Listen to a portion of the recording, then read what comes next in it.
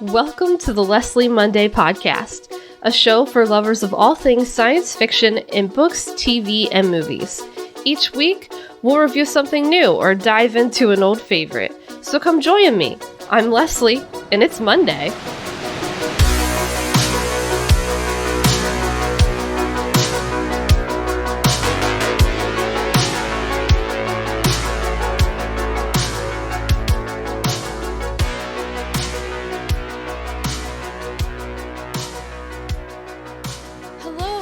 Welcome to the Leslie Monday Podcast. I'm Leslie, and today we are going to be talking about the Expanse Season 5, Episode 7, Oyedeng, I guess is how you pronounce the title. I'm not really sure. If you have a better guess, let me know. Before we get into today's episode, I just wanted to let you know I am still working on that book review I promised you. It's not just going to never happen. Mostly, I've kind of been struggling with how in-depth I want to go if I want to really, dive into the book and talk about details and specific chapters and things like that, or if I want to keep it a little more general. I think I'm kind of landing on I want to try and keep it a little more general, just because with book reviews in general, myself personally, I like the ones that kind of give you enough to make you interested in wanting to read it yourself, like if the back blurb didn't really do it for you, the synopsis or things like that, sort of like a friend recommending a book and what would you say. So I think that's kind of where I'm landing, and that's what I'm going to go with as far as the book review goes. I am going to be doing To Sleep in a Sea of Stars by Christopher Paolini. I believe he's the author of the Aragorn series, I forget what you call it. Is it the Inheritance Cycle? I never read them, but I know the covers. Like, I can see them in my mind. The blue one with the dragon. I think there's a red one. But if you read all of those and didn't know, he did do a sci-fi book called To Sleep in a Sea of Stars.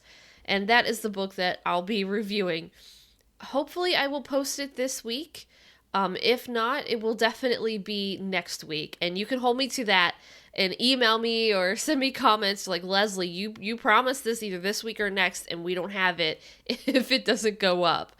But I did just want to talk about that a little bit, let you know that is what was coming. And also, I know I haven't done a 5-minute video on the YouTube channel for the past couple of weeks. Honestly, I've kind of been in a snow slump. Snowed in here and just not really motivated or inspired even to just do a little 5-minute video. I might go ahead and skip the 5-minute videos for the rest of February and try and pick them back up again in March. We'll see. I would like to move the podcast format to doing audio and video as well, so I can record and also put them onto YouTube for you. And doing the 5-minute videos was just a little bit of my way to kind of practice and get used to editing things and kind of figuring out what I need to do. Again, I'm obviously not a professional editor or knows everything that to do with video editing and all the different software and things like that. I'm literally just kind of stumbling along and learning this as I go. So please bear with me as I learn. Okay, so enough of all of that. Let's talk about the episode. Today's episode is really one that I kind of like, I really enjoyed it, but I don't feel like I have a ton that I want to say about it because I'm really excited to go into the next episode, into episode 8. And that's not a bad thing. That's just like we did a lot of character development. We kind of set the chessboard and got pieces into place in this episode that really get you excited for 8, 9, and 10, going into the finale in episode 10. I feel like the majority of everything we saw this episode kind of took place either on the Rossi or on the Pella. So that's kind of how I'm going to break it up. And let's talk about the stuff that happened on the Rossi first and foremost. Number one, in my mind, they had that really cool battle scene with the Zemea. That was awesome. This goes back to when I was doing just the season reviews for seasons, 1, 2, 3, and 4 before we got into season 5, where I said one of the things that I think The Expanse does really well is the space battles. I think they're just really good at it, effects-wise, about kind of understanding how a space battle would actually take place. It's not just an aerial battle in space, but like there's different things you need to take into consideration when you're actually in outer space, and you can kind of move in any way that you want. It's not just backwards or forwards. You can move up and down diagonally. You're literally in like 3 dimensions. You can go whichever way you want. But that was really cool. The Zemea sending out all of those torpedoes, or were they torpedoes or missiles? But then Bull had to put the Rossi into a spin and just keep firing with the PDCs to get all the torpedoes before they got hit. And that was just a really cool sequence. And visually it was awesome to watch. I also really like that in this sequence on the Rossi, Monica and Holden and Bull a little bit, everybody's kind of starting to take their puzzle pieces and put them together. Alex and Bobby are messaging back and forth with Holden on the Rossi. And that's another thing, again, that I really like this the show does really well, is when you start out, everybody's in different places, everybody has different puzzle pieces, and you as the viewer maybe have all the pieces, but you get to watch as the characters eventually come together and start matching their pieces up and figuring things out. And we really started to do that this week, where Holden and Monica were really realizing that the issue that's going on here with Marco and the Free Navy is way bigger than anything they anticipated. He's buying Martian ships. That's the piece that they got from Bobby and Alex, that they're actually selling these Martian ships to Marco and his Free Navy. And that's not something they considered before. Like, whoa, Mars is selling these? And how high up does somebody have to be in the Mars government or military to be authorizing this and signing off on it? And, how deeply corrupt is Mars at this point? Can we trust them? And they're sending that information on to Avasarala, which I'm sure is going to get used either next episode or at least by the end of the series, or the end of this season. But again, it's just really interesting to see the characters sit down and start like puzzle piecing things together, because you as the viewer, you're gathering these pieces each as you watch each storyline, and you're kind of like snapping the puzzle pieces together and trying to figure it out and having theories about what's going to happen. And for the viewers who've only watched the show, let me know what you think is going to happen. Like, you might have already watched the finale, episode 10, but what were your theories of what was going to happen, with everything that you've seen? What did you think was going on? Because honestly, when I was reading the books, you kind of see what's going on, but then when it actually takes place, you're like, oh, and it's really interesting. At least it was for me. Maybe you knew the whole time, and you're like, geez, Leslie, how did you not figure that out? But no, when I was reading it, you kind of see the first thing, and I don't want to give away too much if you haven't gone ahead and watched, the finale or anything like that. And then you see the other twists come in, and I was really surprised, and I thought that was super interesting and made me excited for book 6. So the other thing I want to talk about the Rossi is they're tracking the Zemea, and they're seeing all of these, like, I think Bull said it was a Belter skiff that they pinged. And knowing that the Free Navy has Belter skiffs along with Martian ships, I'm just wondering, did they have time to send the protomolecule off here? At what point did the Zemea hand off the protomolecule? Because, Marco clearly acts like, hey, we have it. Do you think it's destroyed? Because I don't necessarily believe that it's destroyed. And I'm just wondering at what point they were able to hand it off, because even back in earlier seasons, you think it's destroyed, but somebody else had another sample, or they were able to get a piece of it to somebody before another person realized. I don't think the protomolecule's going away anytime soon. So I think that's pretty much all that really stood out to me as what took place on the Rossi. So the rest pretty much took place on the Pella, and this was a really great episode for a lot of like character development, especially between Naomi and Philip, them getting to know each other as mother and son. I kind of want to focus in on the parts that really stood out to me the most instead of trying to go into every little thing. One of the biggest things that stood out to me is that ending there when Naomi jumps out the airlock. And I'm really excited for this scene, but I think I want to wait to talk about it until episode 8 because I want to see how they're going to portray and the effects, etc., her jump out. So if you haven't seen it, I don't want to give away anything, but I'm excited to see the other half of this before I want to talk about it. But I will say that in the books, this was one of my most favorite. I was so impressed with scenes of someone doing a, suitless, no vac suit jump into space. Just because it was far more realistic, and I think the most realistic portrayal that I've ever read or seen. And I was super, super impressed with it. So one of the things that I saw some people miss or were confused about, what is that thing that Naomi was holding in her hand that she then injects into her thigh? That is the hyperoxygenated blood. And we saw it before when Bull and Holden find Monica in that shipping container.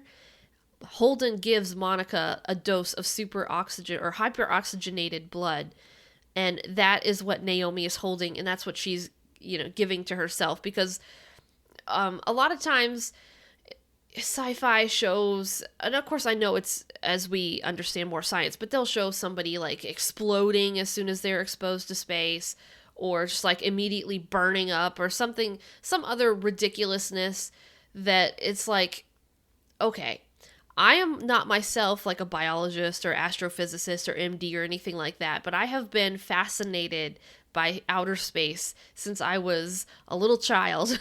And I have gone out and searched out the information and searched out the people who would know. And the name of an astrophysicist is escaping me right now, but I know he wrote a book called How to Die in Space. And this is one of the things he talks about in the book. So the thing that's going to kill you when you're exposed to space is what you would naturally think it is. You're going to suffocate. It's the lack of oxygen. Okay, all this other stuff that people are like, this is going to happen to you and your blood's going to boil and this and that and the other. Yeah, but you're already going to be dead because you would have already suffocated. So all of this, like, showing people, I don't know, I'm trying to think of a good example of one. It's not coming to mind, but where they're showing them like in all this pain and like screaming and like they're tortured and stuff. Like none of that's going to happen. You're going to have suffocated first and that's it. You're never going to know any of the other stuff that's happened to you when you're jumping through space. Your body, actually, your muscles have enough tension and strength within them that you're not going to explode. You might swell, but you're not going to just immediately blow up. You will obviously have a lot of radiation damage to yourself because you're out, clear in the vacuum of space. And so the radiation, there's nothing to block it. So there's going to be a lot of radiation damage to your body. There'll be burns, things like that. Anyway, just to circle back, like this was such an impressive scene to me just in the book that I'm really excited to see all of it in visual to see Naomi do this space jump sans vacuum suit with her hyperoxygenated blood. She gives that to herself to give her a boost because, again, the problem is you're not breathing, you're not getting oxygen, so therefore your blood's not getting oxygen around to, like your brain, your heart, things like that. So she gives herself this dose of hyperoxygenated blood to help her through this space jump. I'm just really excited to see the rest of it, and I think we'll talk more about it next episode. And I will go ahead and look up that astrophysicist, look up his name so that I could give it to you, and his book and everything, and maybe quote out of it, because I remember he gave an interview on a podcast where he explained it in like 5 minutes, and it was like the best, simplest 5-minute explanation of what actually happens to you in space that I think I've heard. So I might snip that for you too as well and put it in there so we can talk about it. Okay, but aside from that, and that being the big thing that I was super excited for in this episode, We do get a lot of interesting scenes like Naomi and Philip and Naomi and Marco.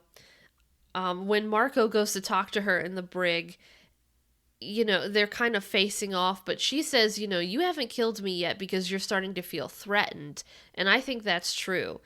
I think he hasn't killed her yet because, he's kind of in that, number one, he's in that position of she has to die on my terms.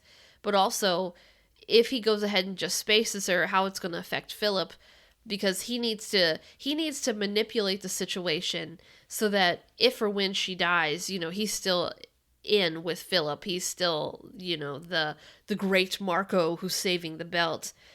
And Marco's one of those people that I think he believes his own press. Have you met people like that they kind of live in this bubble world of believing their own press about how great they are and smart they are, how everything they do is like they're saving everybody, they're out there, saving the world, when the reality might be like slightly like that, but not nearly to the extent, that the press makes it out to be.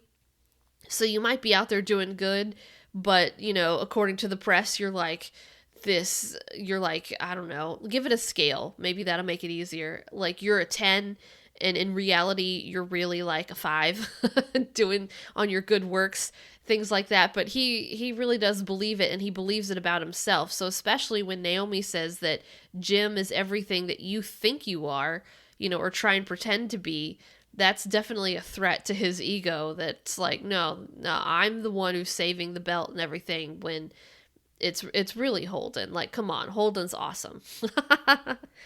The other thing that stood out to me here too is when Naomi and Philip are having their talk in his quarters, and they're just kind of getting to know one another, kind of, just that they've never been together. So he was taken away from her when he was a baby, and so they've never really known each other, and so they're just talking.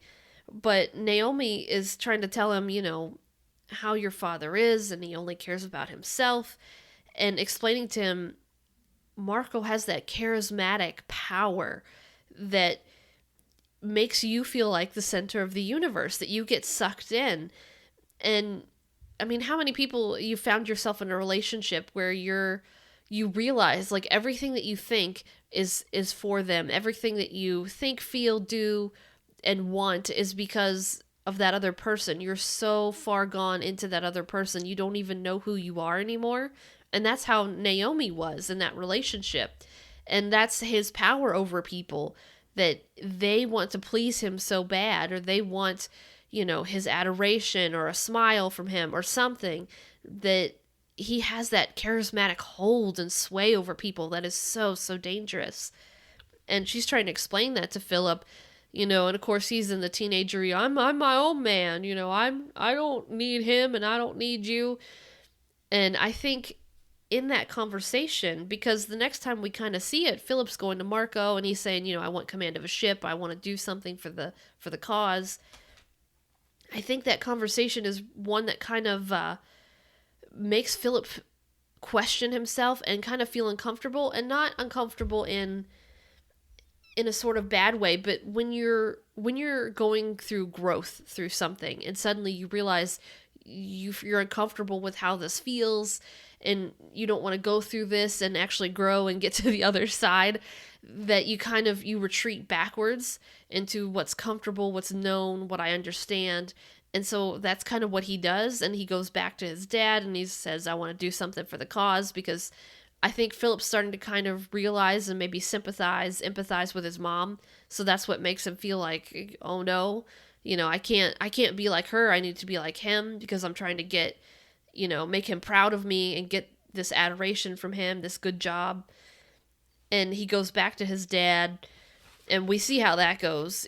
Marco immediately breaks him down and embarrasses him.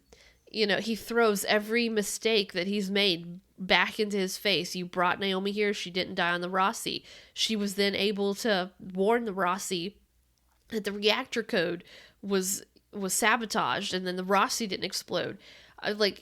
How many times have we seen in shows or in a book or something that you have the kid who just wants to please their parent, just wants their approval, and they're looking back at mom and dad like, look, and I'm trying and I'm doing this, and mom and dad just immediately, they get mad at them. They have no patience. You're doing it wrong. Let me do it. Or, especially with the portrayal for boys of the dad, like, you can't do it. You're a little sissy boy or whatever, smacks him. And like, this is how you throw the football or whatever, things like that. And that's pretty much the situation that Philip's in this, only he's, the older teenager. Marco's breaking him down, all of these things that he's done that, he was like, oh yeah, we'll let everybody know you were the one who blew up the Rossi when the Rossi didn't blow up. You were the one who brought your mommy here, things like that. So he really breaks him down and then kind of tries to build him back up in his own image, basically, so that we get that scene, which when I first watched the episode, I thought that change kind of was a little fast, a little too quick to go to them using the Chetsmaka, the ship that Naomi came in on, to lure the Rossi, where they're talking and then Philip actually slaps his mom. And I thought, well, that was really fast. But upon watching it a second time, I'm kind of like, yeah, no, I see it more now. I understand that they had this conversation that left him kind of feeling uncomfortable, vulnerable. I think I might be sympathizing with my mom, and I'm not like my dad, and in this situation that then he went to his dad to go back to, what can I do for the cause to, like, prove I'm a real belter like you and save the people and things like that. That then we get this scene where he slaps her, because that first time I thought, wow, that was a really sharp turn. But again, upon second watch, I'm like, no, I see where it happens. I understand where they're going with that. So yeah, they're going to use the Chetsmaka to lure the Rocinante in and basically use it as a bomb. So I assume on those scenes, and you saw Sin come into the airlock off the ship, I'm assuming that he was the one who was working on the Chetsmaka and basically like wiring it to blow, is what I assume is going on. So that was kind of me just like talking really fast for 20 minutes or so about what I saw in this episode, but those were the parts that like really, really stood out to me, and I'm excited to move on to next episode. Again, especially to see the other half of this portrayal of Naomi in her space jump. I'm really excited for that. I might be, maybe you're thinking I'm like evilly excited for that, but again, remember we were talking about how when I've already read the book and then I'm watching the show, I especially love to watch people who haven't read the book and are just watching the show and seeing their reactions.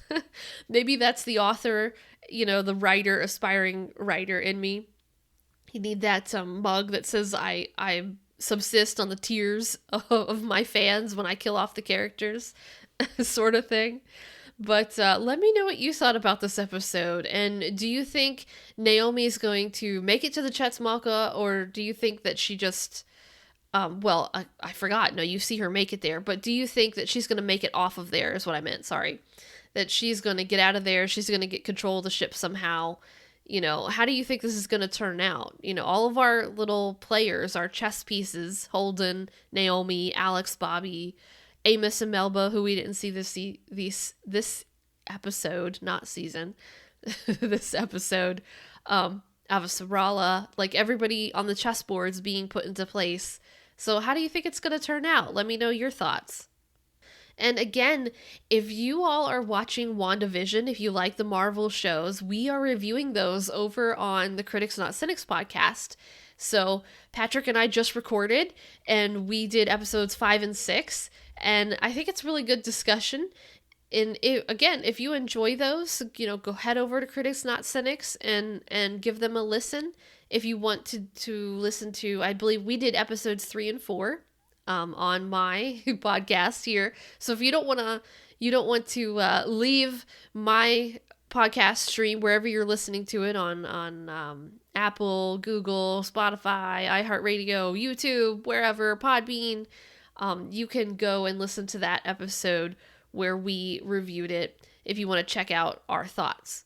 If you gave up on WandaVision after the first couple episodes, you didn't really get it, you didn't understand where they were going really, If you want, go ahead and just wait till episode 9 comes out and then binge them all, but do go back and watch them if you're a Marvel fan, because they are really good.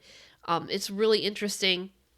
There's tons of fun Easter eggs, and I think you'd really enjoy them once you get past the sort of weirdness of episodes kind of 1, 2, and 3. Like once you hit episode 4, it really does start to pick up, and go back and give it a chance. Okay, so that's all from me. Recording this, I know it's Valentine's Day weekend, so I want to wish you all a happy Valentine's Day wherever you are. It's a really cold and snowy one here. So stay safe, stay warm. You can find all of my social media handles on my website, lalunsford.com. It's LALUNSFORD.com. You can always email the podcast at thelesliemondaypodcast@gmail.com. And someone did just point out to me that, yes, you do have to include the. It is the Leslie Monday Podcast. I didn't realize, I think somebody, she was trying to email just LeslieMondayPodcast@gmail.com. But no, you do need to include the. So it is the Leslie Monday Podcast @gmail.com. Stay safe, stay warm. Until next time.